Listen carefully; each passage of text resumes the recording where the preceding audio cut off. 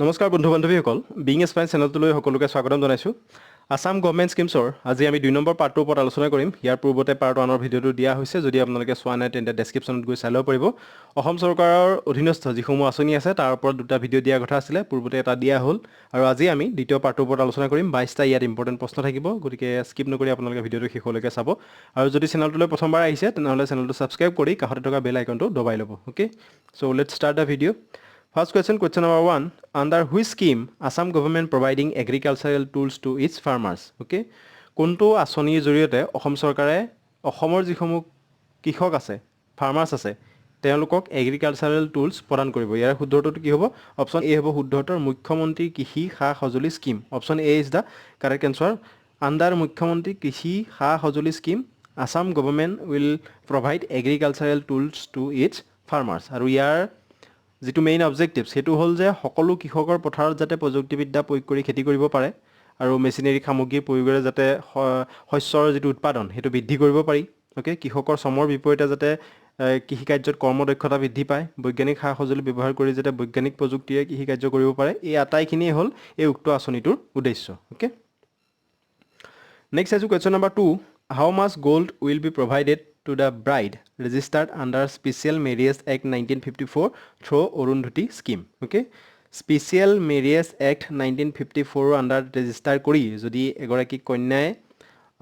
Court marriage কৰে তেতিয়া তেওঁক অৰুন্ধতী আঁচনিৰ জৰিয়তে কিমান সোণ প্ৰদান কৰা হ'ব কিমান পৰিমাণৰ গোল্ড প্ৰদান কৰা হ'ব ইয়াৰে শুদ্ধ উত্তৰটো হ'ব অপশ্যন এ ওকে 10 গ্ৰাম গোল্ড ওকে মানে 1 তোলা সোণ প্ৰদান কৰা হ'ব 10 গ্ৰাম মানে 1 তোলা সোণ প্ৰদান কৰা হ'ব অপশ্যন এ হ'ব শুদ্ধ উত্তৰ ওকে আৰু কইনা আৰু দৰা ইয়াৰ যিটো যদি এলিজিবিলিটি যিটো কথা কৈছোঁ কইনাৰ বয়স হ'ব লাগিব 18 বছৰ আৰু দৰাৰ বয়স মিনিমাম হ'ব লাগিব 21 বছৰ আৰু SSLC পাছ হ'ব লাগিব ওকে SC ST আৰু টি টাইপৰ ক্ষেত্ৰত অলপ এডুকেশ্যন কোৱালিফিকেশ্যনটো পৃথক হ'ব তেওঁলোক 10 পাছ হ'লেই হ'ব আৰু যিটো বিয়া হ'ব সেই বিয়াটো যিটো কোৰ্ট মেৰিজ কৰাৰ কাৰণে যিটো ৰেজিষ্ট্ৰেশ্যন কৰিব লাগিব সেই ৰেজিষ্ট্ৰেশ্যনটো তেওঁলোকে স্পেচিয়েল মেৰিজ এক্ট 1954 আণ্ডাৰত ৰেজিষ্টাৰ কৰিব লাগিব ওকে আৰু তাৰ পিছত সেই বিবাহ যেতিয়া সম্পন্ন হ'ব তেওঁলোকে তাৰ পিছত অৰুন্ধতী আঁচনিৰ বেনিফিট উঠাব পাৰিব আৰু কইনাৰ দেউতাকৰ বাৰ্ষিক আয় 5 লাখতকৈ বেছি হ'ব নোৱাৰিব 1 তোলা সোণ বা 10 গ্ৰাম সোণ এই আঁচনিৰ জৰিয়তে প্ৰদান কৰা হ'ব okay Next is question number 3. Which loan subsidy scheme has been launched by the Assam government for student higher education? ছাত্ৰ ছাত্ৰীৰ হায়াৰ এডুকেশ্যনৰ বাবে বা উচ্চ শিক্ষাৰ বাবে অসম চৰকাৰে কোনটো লোন সাবসিডি স্কিম লঞ্চ কৰিছে ইয়াৰ শুদ্ধ উত্তৰটো হ'ব অভিনন্দন স্কিম অপশ্যন বি হ'ব শুদ্ধ উত্তৰ অভিনন্দন এডুকেশ্যন লোন সাবসিডি স্কিম এটো অসম চৰকাৰে ছাত্ৰ ছাত্ৰীসকলৰ উচ্চ শিক্ষাৰ বাবে লঞ্চ কৰিছে ওকে যাতে এই আঁচনিৰ জৰিয়তে তেওঁলোকে লোন লৈ পেলাই তাত সাবসিডি লাভ কৰে আৰু সেই লোন যেটো লৈছে লোনৰ এমাউণ্টে যাতে তেওঁলোকে উচ্চ শিক্ষা গ্ৰহণ কৰিব পাৰে okay under Abhinandan education loan subsidy scheme the government of Assam will provide a one time subsidy on loans to all the student pursuing higher education through education loan okay option b hobo yat shuddho uttor next is question number 4 how much maximum subsidy Assam government is providing on home loan under apunar apun ghor home loan scheme 2020 apunar apun ghor home loan scheme under jodi konoe home loan loy তেতিয়া maximum কিমান subsidy প্ৰদান কৰা হ'ব গতিকে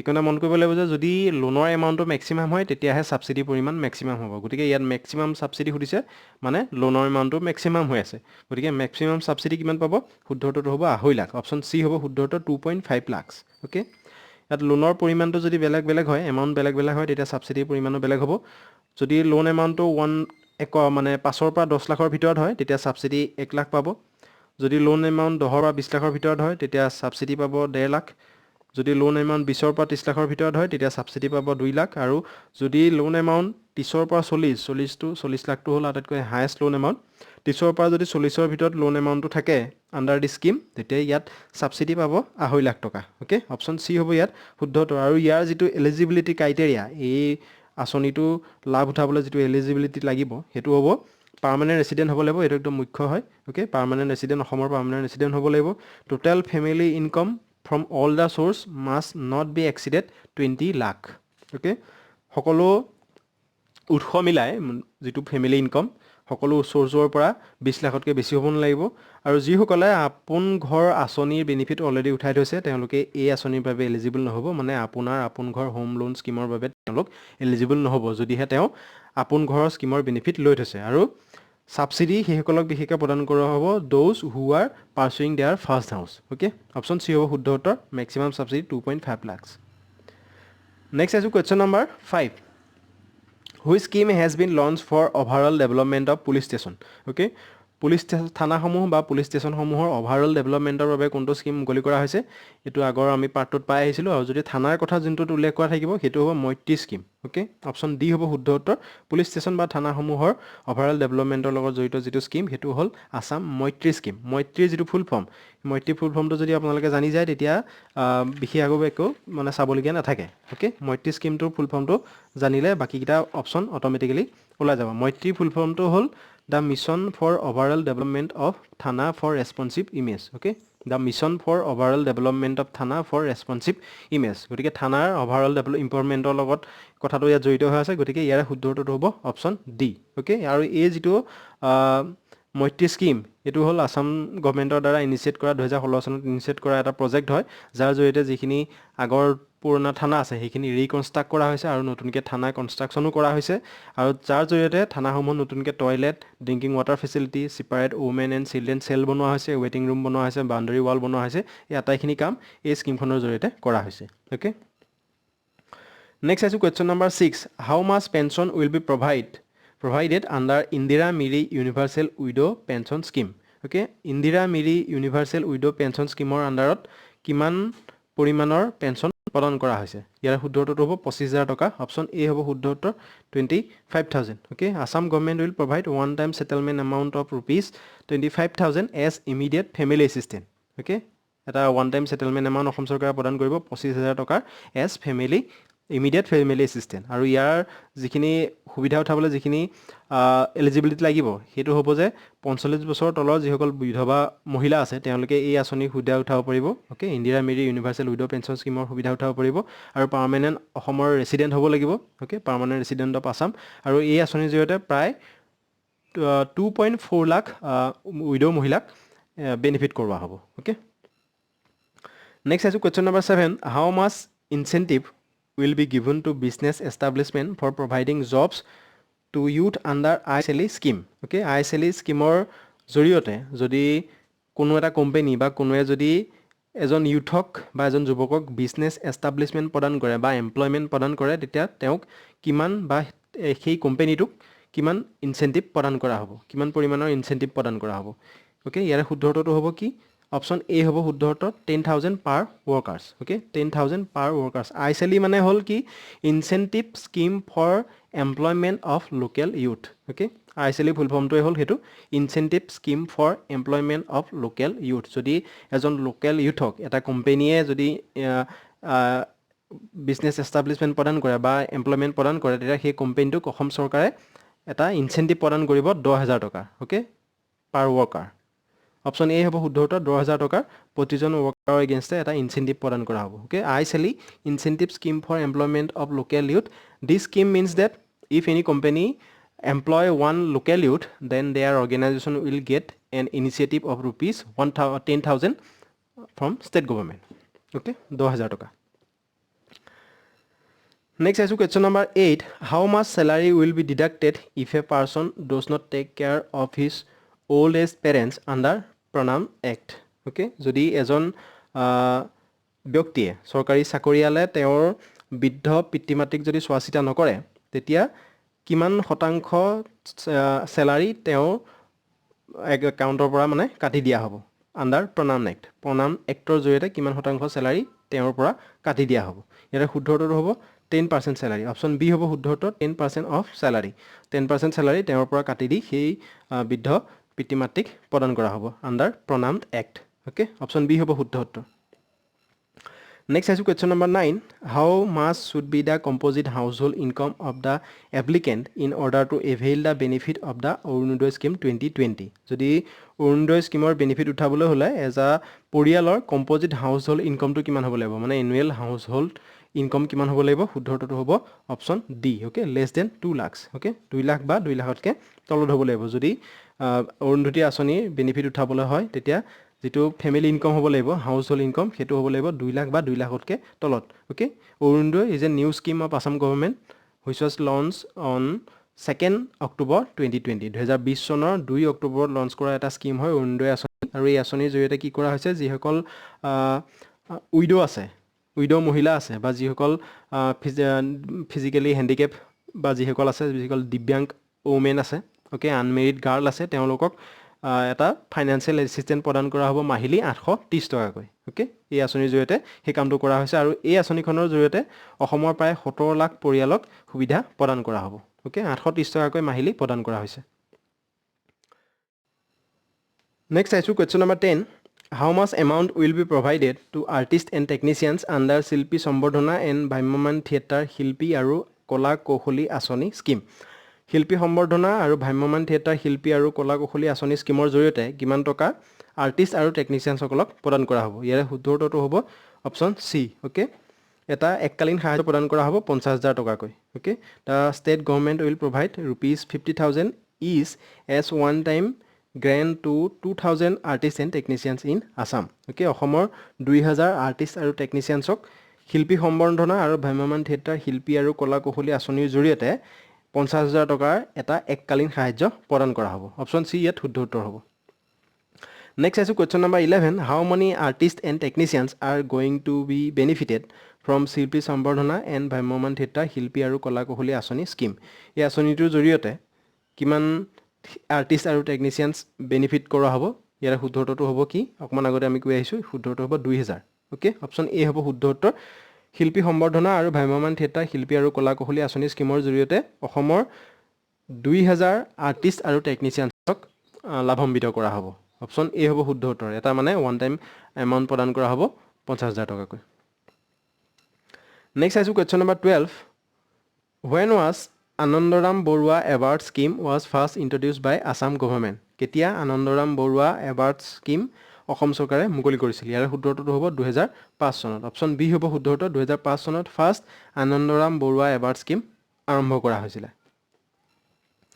next আইছো question number 13 who will be eligible to get the laptop under Anandaram Barua award scheme okay ইয়াৰ শুদ্ধ উত্তৰটো কি হ'ব অপশ্যন ডি হ'ব শুদ্ধ উত্তৰ students securing star marks in SSLC যিসকলে মেট্ৰিকত ষ্টাৰ মাৰ্ক পাবলৈ সক্ষম হ'ব তেওঁলোকক আনন্দৰাম বৰুৱা এৱাৰ্ড স্কিমৰ জৰিয়তে লেপটপ প্ৰদান কৰা হ'ব কিন্তু প্ৰথম অৱস্থাত যেতিয়া 2005 চনত আনন্দৰাম বৰুৱা এৱাৰ্ড স্কিম মুকলি কৰা হৈছিল তেতিয়া ফাৰ্ষ্ট ডিভিজন পোৱাসকলকে PC প্ৰদান কৰা হৈছিল মানে কম্পিউটাৰ প্ৰদান কৰা হৈছিল কিন্তু বৰ্তমান হেতু সলনি হৈ এতিয়া বৰ্তমান লেপটপ প্ৰদান কৰা হয় আৰু লেপটপ যিসকলক প্ৰদান কৰা হয় যিসকলে 75% ওপৰত পাইছে বা ষ্টাৰ মাৰ্ক যিসকলে পাবলৈ সক্ষম হৈছে ওকে অপশ্যন ডি হ'ব ইয়াত শুদ্ধ উত্তৰ নেক্সট আছে question number 14 how many widows are going to get benefited from Indira Miri universal widow pension scheme Indira Miri universal widow pension স্কিমৰ জৰিয়তে কিমান শতাংশ বা কিমান সংখ্যক বিধৱা মহিলা লাভান্বিত হ'ব ইয়াৰ শুদ্ধ উত্তৰটো হ'ব option B okay 2.4 lakh okay অকমান আগতে আমি পাই আহিছোঁ Indira Miri universal widow pension স্কিমৰ জৰিয়তে অসমৰ প্ৰায় 2.4 লাখ বিধৱা মহিলাক লাভান্বিত কৰোৱা হ'ব এটা ওৱান টাইম সেটেলমেন্ট এমাউন্ট প্ৰদান কৰা হ'ব আমি কৈছিলোঁ অলপ আগত এটা ওৱান টাইম সেটেলমেন্ট এমাউন্ট প্ৰদান কৰা হ'ব 25,000 টকাকৈ ওকে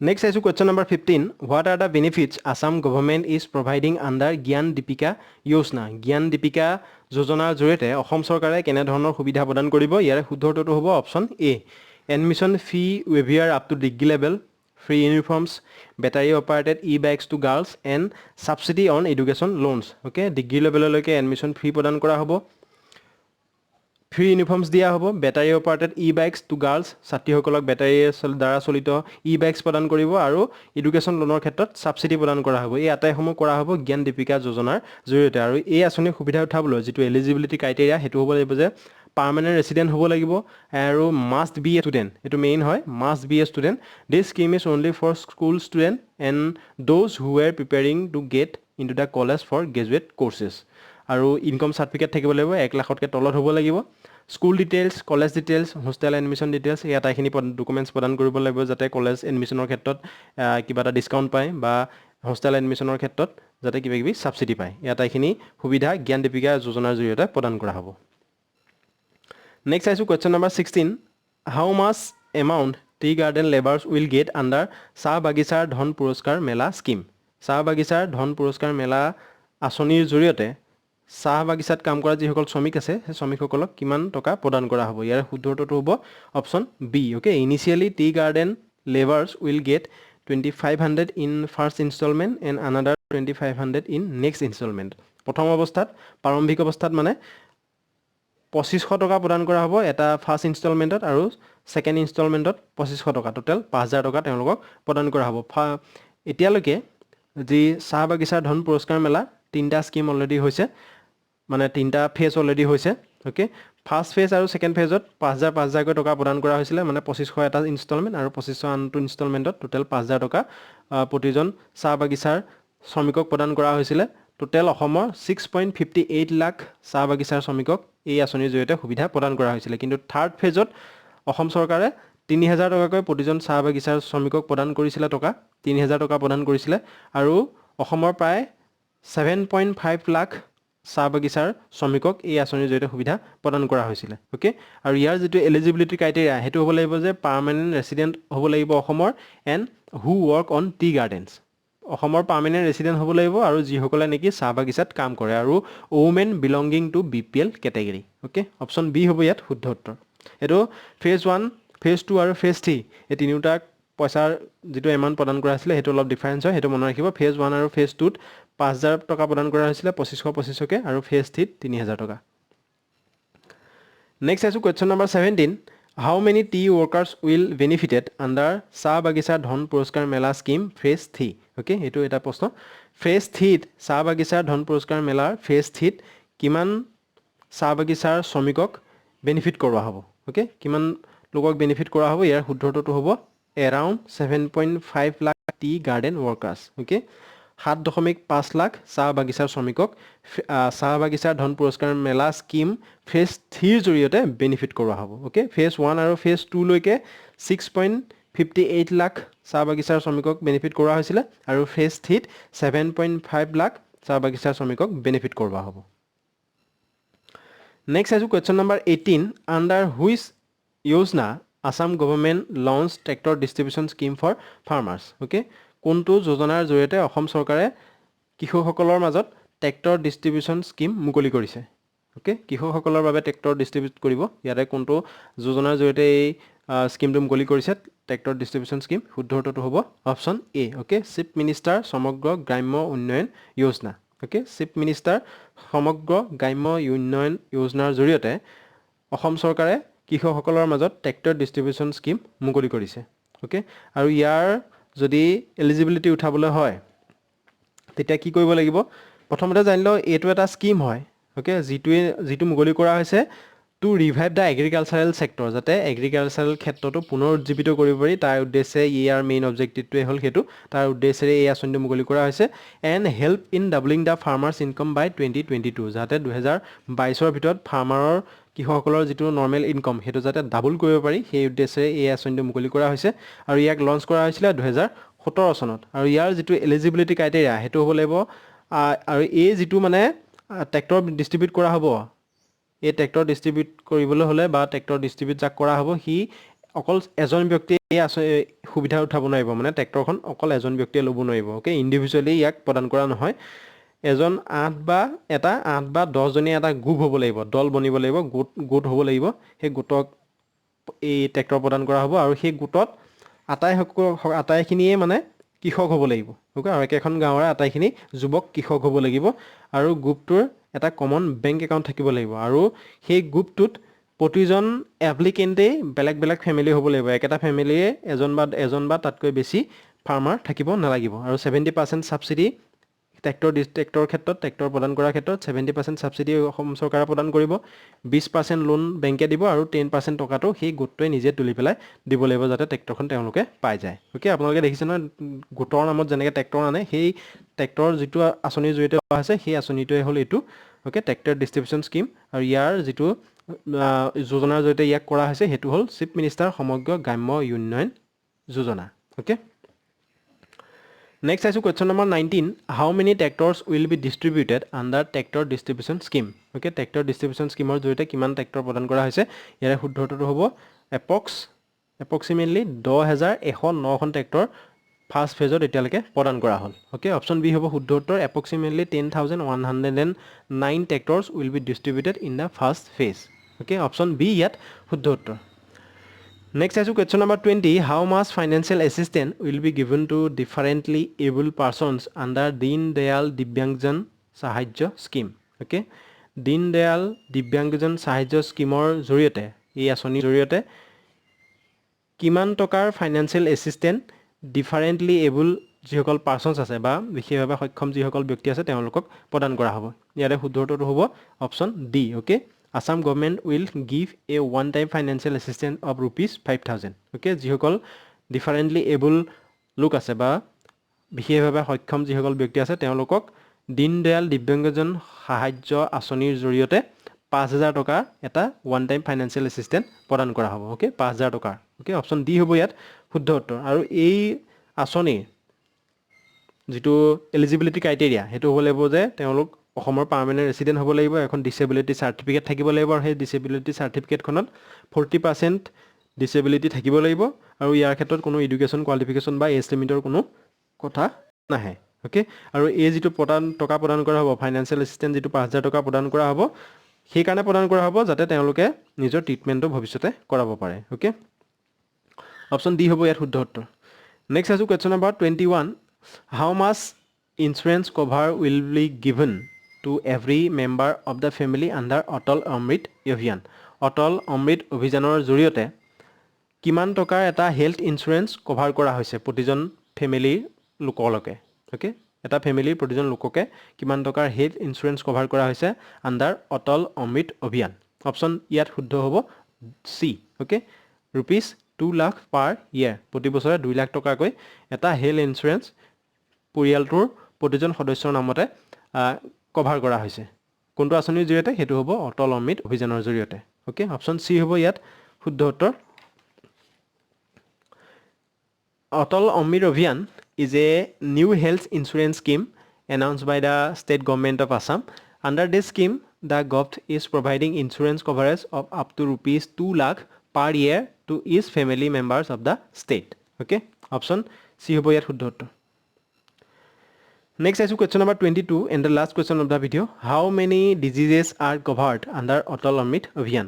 Atal Amrit Abhiyanor জৰিয়তে কিমানটা ৰোগ কভাৰ কৰা হৈছে বা কিমানটা ডিজিজ কভাৰ কৰি লোৱা হৈছে ইয়াৰ শুদ্ধ উত্তৰটো হ'ব 437 ডিজিজেস ওকে অপচন এ হ'ব শুদ্ধ উত্তৰ 437টা ৰোগ অটল অমৃত অভিযানৰ জৰিয়তে কভাৰ কৰা হৈছে আৰু এই আটাইকেইটা ডিজিজ 437টা ডিজিজ 6টা গ্ৰুপত ভাগ কৰি লোৱা হৈছে ওকে এটা এটাকে দিয়া নাই 6টা গ্ৰুপ কৰি লৈছে আৰু 6টা গ্ৰুপত 437টা ডিজিজ ভাগ কৰি দিয়া হৈছে আৰু সেই ভাগ কেইটা হ'ল যে cardiovascular disease cancer kidney disease neonatal disease okay neurological conditions আৰু বাৰ্নছ মানে জুয়েপুৰা বাৰ্নছ এই 6টা গ্ৰুপত ভাগ কৰি লোৱা হৈছে আৰু সেই 6টা গ্ৰুপৰ ভিতৰতে 437টা ডিজিজ সুমাই দিয়া হৈছে আৰু সেই আটাইকেইটা ডিজিজ অটল অমৃত অভিযানৰ জৰিয়তে কভাৰ কৰা হ'ব ওকে অপচন এ ইয়াত শুদ্ধ উত্তৰ আৰু আজিলৈ ইমানটা ভিডিওটো সামৰিছো যদি আপোনালোকে ভিডিওটো চাই ভাল পাইছে তেন্তে লাইক কৰিব বন্ধু বান্ধৱীৰ মাজত ভিডিওটো শ্বেয়াৰ কৰি দিব ইয়াৰ পূৰ্বৰ যদি ভিডিওটো চোৱা নাই তেন্তে ডেসক্ৰিপচনত গৈ আপোনালোকে চাই ল'ব পাৰিব ওকে